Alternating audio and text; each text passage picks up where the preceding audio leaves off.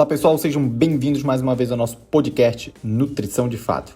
Então hoje daremos continuidade na nossa série sobre o Guia Alimentar da População Brasileira.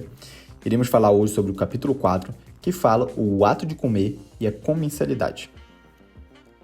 E no episódio anterior, falamos sobre as escolhas, manipulação e conservação dos alimentos. Caso não tenha acompanhado, é só voltar um episódio anterior que você ficará por dentro do assunto. E o capítulo 4 se trata sobre o ato de comer e a comensalidade. E ele já começa dizendo: o ato de comer e o aproveitamento dos alimentos consumidos e o prazer proporcionado pela alimentação.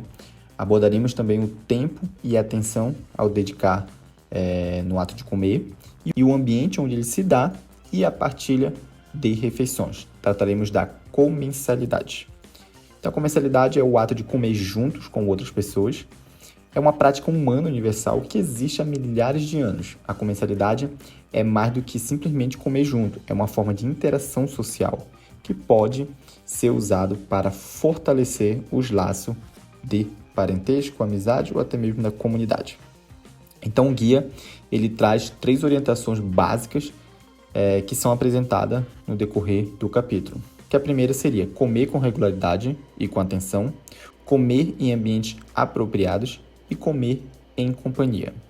Então, os benefícios da adoção dessas práticas, dessas orientações, são vários, incluindo, por exemplo, melhor digestão dos alimentos, controle mais eficiente do quanto comemos, maiores oportunidades de convivência com nossos familiares e amigos e maior interação social e, de modo geral, mais prazer com a alimentação. Então, comer com regularidade e com atenção.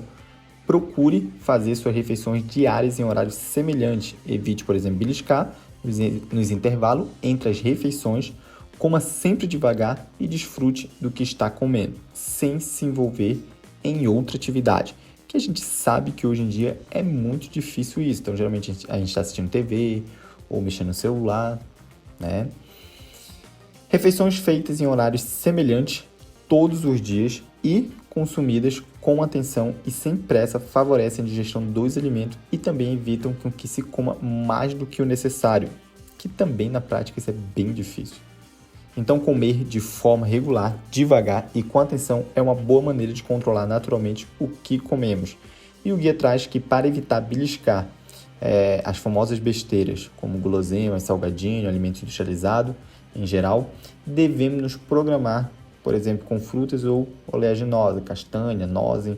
Então, quando vocês forem para algum evento, sair com os amigos, faz uma programação, leve uma fruta, leve um mix ali de oleaginosa, que é muito melhor do que quando você chega lá, se deparar com a fome e aí você come o que tem disponível. Então, quando mastigamos mais vezes alimentos, naturalmente aumentamos nossas concentrações no ato de comer e prolongamos a sua duração, da refeição no caso. Assim fazendo também usufruímos de todo o prazer proporcionado pelos diferentes sabores e texturas dos alimentos e de suas preparações culinárias. Então, muitas das vezes a gente come o alimento, às vezes a gente não sente o sabor dele, não sente a textura, não vê ali o tempero, né?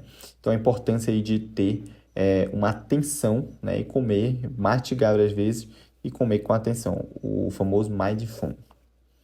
Optar por uma salada ou por uma sopa ou caldo antes do prato principal é outra maneira de conceder o nosso organismo o tempo necessário para que os alimentos sejam mais bem aproveitados e para que não se coma mais do que o necessário.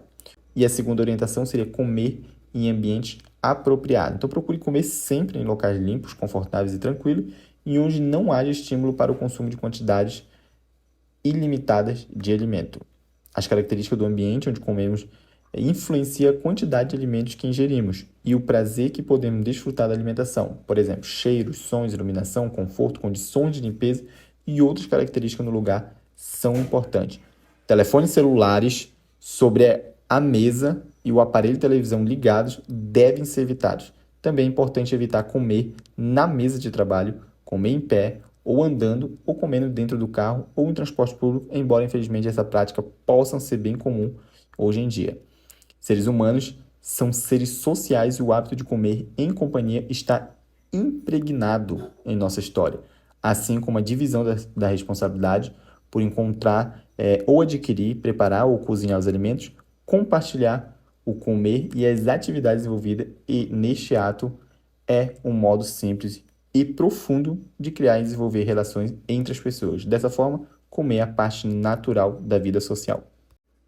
E a outra orientação seria comer em companhia. Sempre que possível, prefira comer em companhia com familiares, amigos e colegas de trabalho ou escola. Procure compartilhar também as atividades domésticas que antecedem ou sucedem o consumo das refeições.